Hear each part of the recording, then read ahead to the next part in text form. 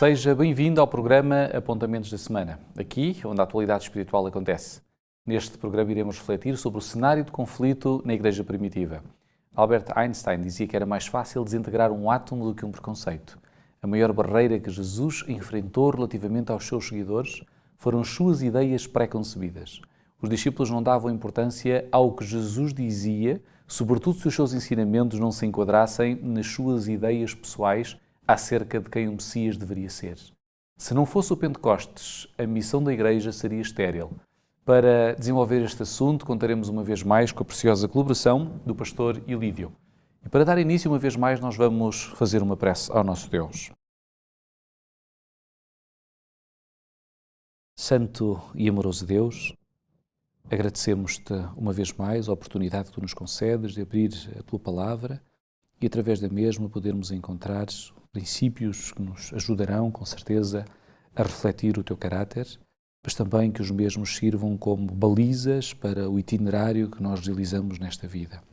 Senhor, que tu nos possas fortalecer se a nossa fé, por algum motivo, tem desfalecido e que tu te encontres pessoalmente e intimamente conosco, seja onde estivermos. É no nome de Jesus que pedimos e agradecemos todas estas bênçãos. Amém, Senhor. Pastor Ilídio, de que forma o estudo da Escritura mostra o cerimonial da Páscoa intrinsecamente ligado com a morte e a ressurreição de Jesus Cristo?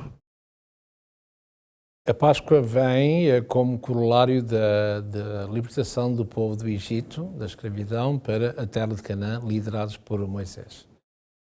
E é interessante que a Páscoa tem a ver com o Cordeiro, é evidente, e tem a ver com o sangue desse Cordeiro, cujo sangue era aspergido nos umbrais das portas, das casas, e o anjo da morte, segundo estava anunciado por causa da morte dos primogénitos, chegaria ao Egito a determinada altura da noite e veria se nos umbrais das portas se estava esse sangue aspergido. Estando esse sangue aspergido, portanto, todos os primogénitos que estavam naquela casa eram poupados. E então, daí a Páscoa, este pasquê, ou seja, passar por cima de e avançar para a casa seguinte e assim sucessivamente. Então, a primeira vez que foi celebrada a Páscoa foi no Egito, isso? Exatamente, à saída do Egito. Por isso é que ela é passada também com certa pressa, não é? E que comemora exatamente esta libertação, porque só um povo livre, como iremos ver mais à frente, só um povo livre é que pode escolher, quer seja bem, quer seja mal. Não é? E daí essa liberdade para que Deus saiba, entre comas, não é? Saiba aqueles que o amam na verdade, que o aceitam como seu verdadeiro Deus. E é por isso que essa Páscoa também, obviamente, apontava, independentemente do dia em que ela, durante a semana que calhava, a semana, sabemos que era o 14 de Nisan, neste caso 14 de março, mas que dia é? Se é um domingo, se é uma quarta, se é o quê, não é? Sabemos sim, pelo cômodo geral, que a Páscoa onde Jesus vai deixar de existir como homem calhou numa sexta-feira. Portanto, esse cordeiro que era a figura principal, que era o cordeiro, tinha que ser sem mácula. Havia todo um ritual que cerca do dia 10 desse mês era posto de lado e tinha 4 dias de espera até que no dia 14 de Nisan, portanto, nesse mês de Nisan, que corresponde ao nosso português de março-abril, pudesse ser imolado e, portanto, esse sangue espargido. Portanto, e implica, vos que estamos a falar... Já agora era no sacrifício da manhã ou da tarde que o cordeiro era imolado? Normalmente era o sacrifício quer de manhã, quer de tarde. De manhã e de tarde, daí se chamar o tal de sacrifício contínuo, que era para aqueles que estão presentes em Israel, como povo, como entidade, como nação, não é? E aqueles também que estavam ausentes. Portanto, havia sempre um sacrifício, daí o contínuo, sacrifício para em prol todo aquele que quisesse chegar-se a. E é por isso que havia um dia especial, o dia das expiações, o Yom Kippur, para que pudessem aceitar ou não. E não era um ritual demasiado sanguinário, violento? Era necessário que assim fosse? Porque, biblicamente falando, aquilo que Paulo me irá dizer mais tarde, na sua teologia, na Carta aos Romanos, que sem sangue, aliás, na Carta aos Hebreus, sem sangue não há remissão de pecado, não é? Ou seja, sem morte. Não é? Porquê? Porque a lei ela é imutável e a prova que ela é se pudesse um monarca, um legislador, se pudesse mudar a lei para que o seu filho não pudesse ser morto porque transgrediu ou assume a culpa de alguém, qual é o monarca que não o faria, não é? Sabendo ele que a vítima seria o seu filho, não é? Ora, a razão pela qual que a lei é imutável, Jesus, neste caso, a pessoa de Jesus, teve que deixar de existir, ainda que tudo isso é muito subjetivo, a morte, ainda que momentânea, para que o ser humano pecador pudesse, através dessa morte, ter vida e a morte que merecíamos nós. Jesus vai sofrê-la por cada um de nós, essa troca de amor, como costuma dizer. Ora, e isso implica realmente esse grande conflito que faz com que houvesse transgressão e alguém deva suportar suportar essa morte, a paga do pecado, por cada um de nós. Agora, se essa morte, esse conflito, se ele durará até a vinda de Jesus, portanto, implica realmente da nossa parte uma aceitação voluntária daquele que morreu por cada um de nós, que no fundo é aquele texto que toda a gente conhece, não é assim de cor, aquele famoso Evangelho de João capítulo 3,16, não é? Deus amou o mundo, cada um de nós, de tal maneira ao ponto de... É? Então esse cerimonial no sacrifício tipificava a propiciação de Jesus Cristo no Calvário. O Pentecostes, como festa hebraica, israelita, era celebrado 50 dias depois da festa da Páscoa. Segundo a tradição rabínica, o que era recordado na celebração desta festa e de que forma é que nós podemos conectá-la, ligá-la ao início da Igreja Apostólica? Há um movimento religioso que é conhecido por o pentecostalismo, não é? A Igreja Pentecostal. E certamente que os nossos irmãos em Cristo, chamados e denominados pentecostais, certamente nem sabem porque é que são pentecostais. Porque uma coisa é a Igreja Cristã celebrar, ou seja, lembrar-se e ter em conta esta festa Pentecostes, e outra coisa é, no mundo judaico, o que é o Pentecostes. Ora, se nós lermos aqui, desde a saída do Egito, não é assim? Onde começa as diversas as festas judaicas, que são as festas cerimoniais, diz aqui no livro do Gênesis, no livro do Êxodo, perdão, no capítulo 19, há aqui um pormenor que chama-nos a atenção, diz aqui no 19, no verso 1, diz: no terceiro mês da saída dos filhos de Israel da terra do Egito, vieram ao deserto de Sinai. Portanto, no terceiro mês é exatamente os tais 3 meses depois da saída do Egito, ou seja, o Pentecostes. E é no Pentecostes, ao chegar ao Monte Sinai, que se dá o que é que se celebra no Pentecostes. É nem mais nem menos que a outorga dos 10 mandamentos no Sinai, que não tem, espero que me entendam, eu vou dizer, não tem nada a ver com o Pentecostes tradicional, Atos no capítulo 2. Porque se nós lermos no livro dos Atos no capítulo 2, por exemplo, o que é que nós vemos quando comparamos o Êxodo do capítulo 19?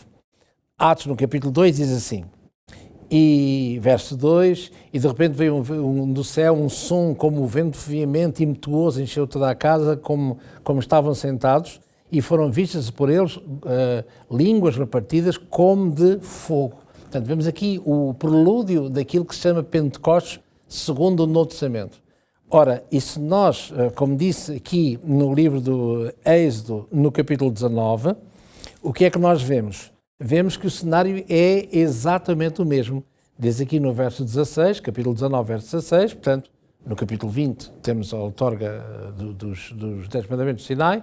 No verso 16 diz, e aconteceu ao terceiro dia e ao amanhecer que houve trovões, relâmpagos sobre o monte e uma espessa nuvem e um sonido de buzina. E depois no verso 18, e todo o monte de Sinai fumegava.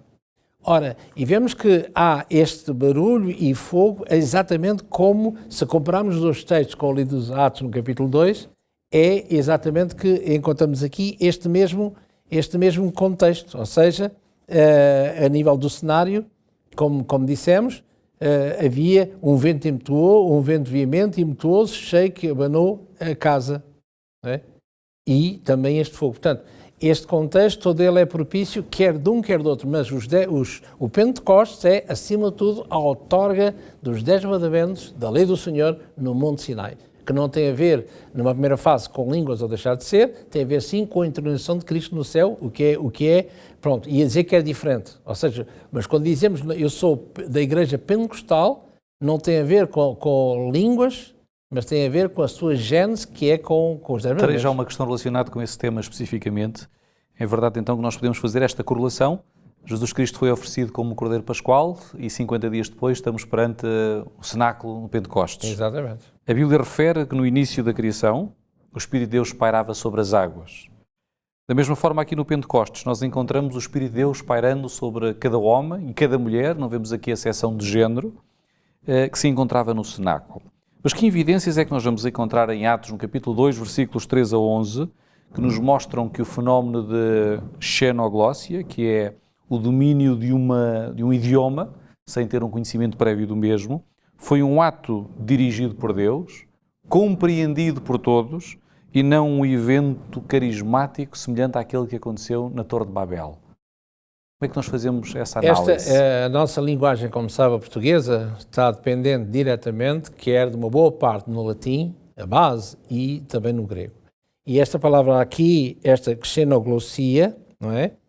Que é, ou xenoglossia, que se quisermos, que vem, aquilo que pode parecer um palavrão, mas agora se desmontarmos isto, em linguagem portuguesa já não parece, pelo menos daquilo, o falante, nós ouvimos, aquela pessoa é xenófoba, não é? Que não gosta das pessoas de fora, dos estrangeiros. Este xeno, ou xeno, como se diz em português, portanto, alguma coisa que é diferente que é estrangeiro à minha pessoa.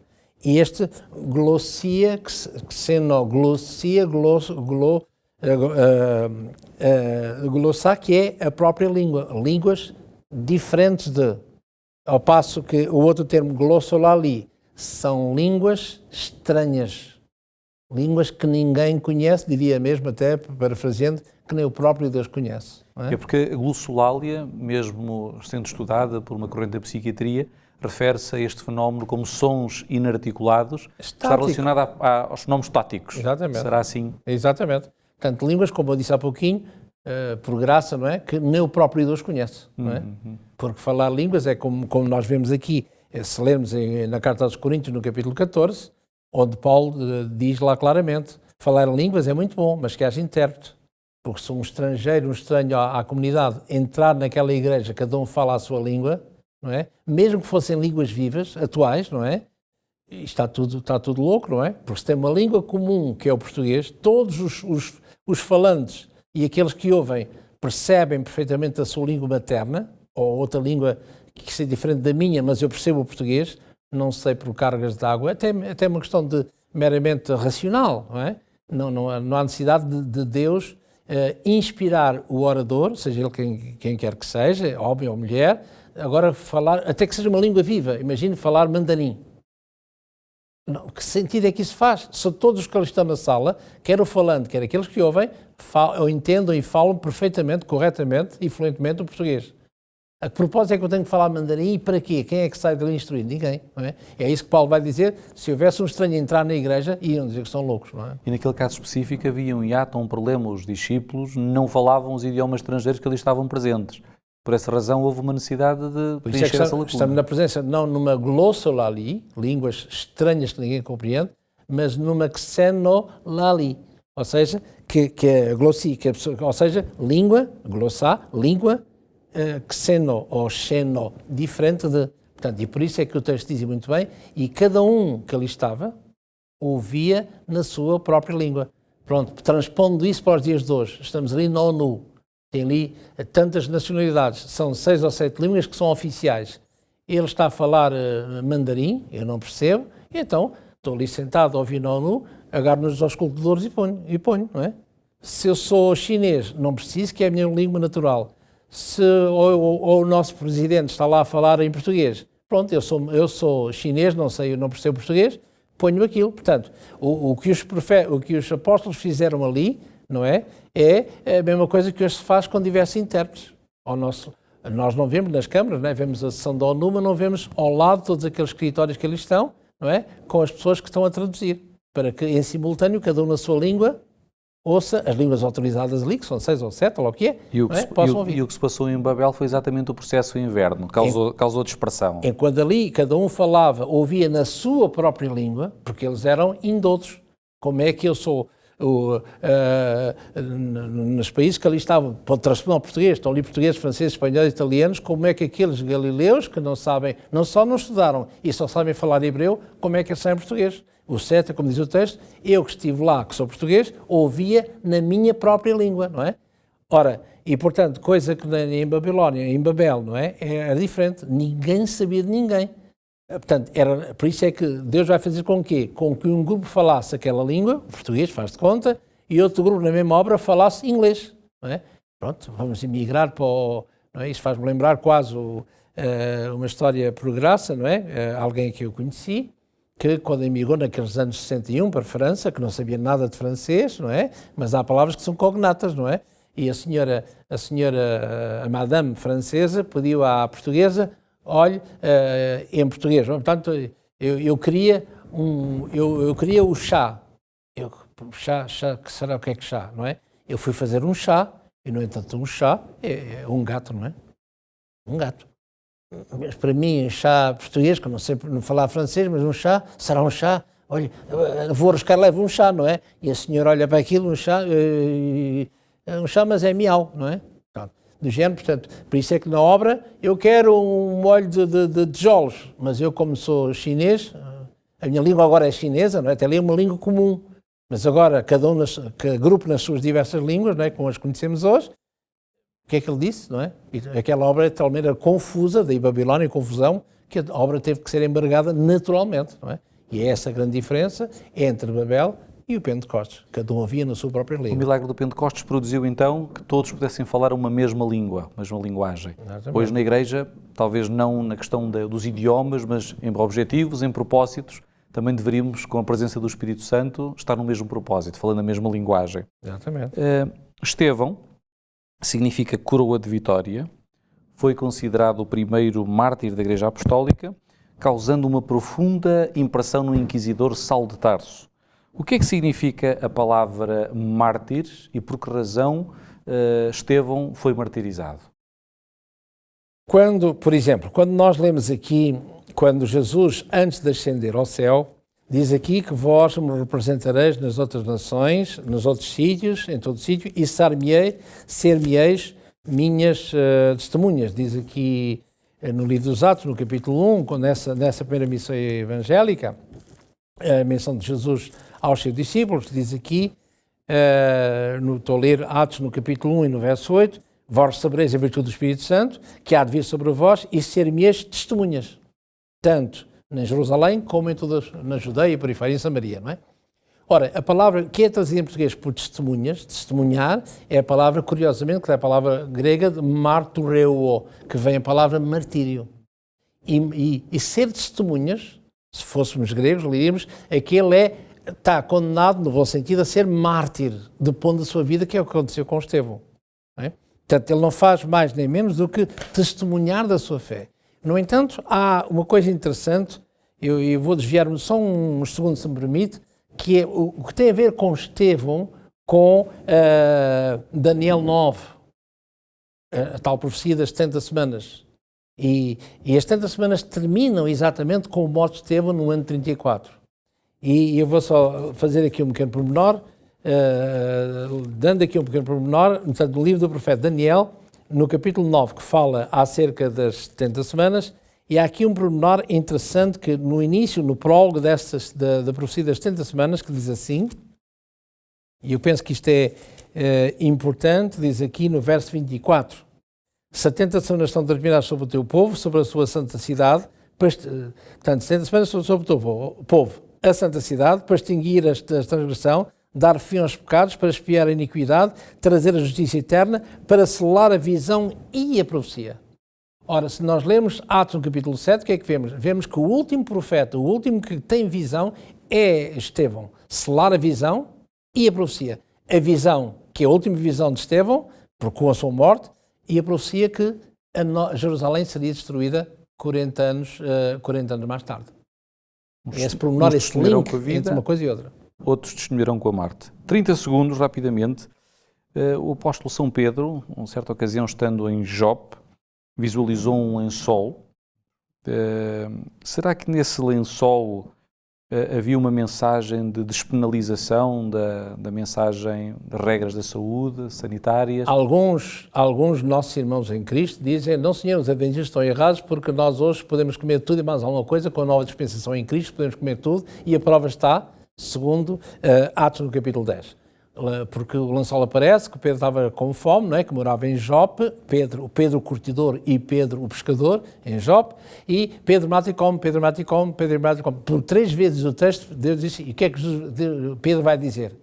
O nosso amigo Pedro, Simão, não é? Senhor, nem pensar, porque eu não como coisas imundas, não tornes imundo aquilo que Deus deixou de se tornar imundo. Portanto, se em Cristo tudo isso fosse abolido, Pedro nunca teria dito o fazer invocar a lei anterior, é porque isso não estava em vigor, continuava em vigor. Portanto, o que é que aquele lençol queria dizer? Aquilo que Pedro diz no mesmo Atos 10, ou seja, Deus me mostrou por 3 vezes que a ninguém chame comum ou imundo, no verso 28. Portanto, e porquê? Porque eles foram ensinados a fazer o quê? Foram ensinados que não há problema nenhum em assassinar não importa quem, como em relação a Jesus, eles fizeram a Jesus. O problema que eles tinham, que é uma coisa paradoxal e estranha, é aquilo que nós encontramos aqui. Se eu ler aqui no Evangelho de João, para ser mais depressa e rápido, não é? O tempo é sempre... mesmo o último texto, que já concluímos. É sempre curto, não é? Diz aqui, estou a ler o Evangelho de João, capítulo 18, verso 28, depois levaram Jesus à casa de Caifás para a audiência, ou seja, para Pilatos, e era amanhã cedo, de sexta-feira, não é? E não entraram na audiência para não se contaminarem. O problema era contaminar na casa de um pagão, não é? E por isso é que ele diz aqui. Portanto, Deus mostrou por 3 vezes que nós aprendemos que considerar aquilo que é pagão não tem nada a ver. Nós somos como aquilo que Deus fez. Tu és filho de Deus e eu também sou. Então o Pentecostes e este evento marcaram o início da pregação gentílica. Obrigado, pastor Ilídio. Os covardes do Getsémani tornaram-se nos heróis do Pentecostes. Não conseguimos vencer os nossos preconceitos pessoais nem enfrentar as forças do mal, a não ser que sejamos sondados pelo poder do Espírito Santo. Quando passamos tempo com Jesus, o Espírito Santo impressiona o nosso coração e a nossa mente com as verdades do Evangelho. Então, e só então, seremos capazes de vencer as forças do mal que estão decididas a impedir-nos de testemunhar de Cristo. Na próxima semana voltaremos para continuar a estudar o grande conflito segundo as lentes do apóstolo Paulo. Não falte, continue na presença de Deus. Até ao próximo programa.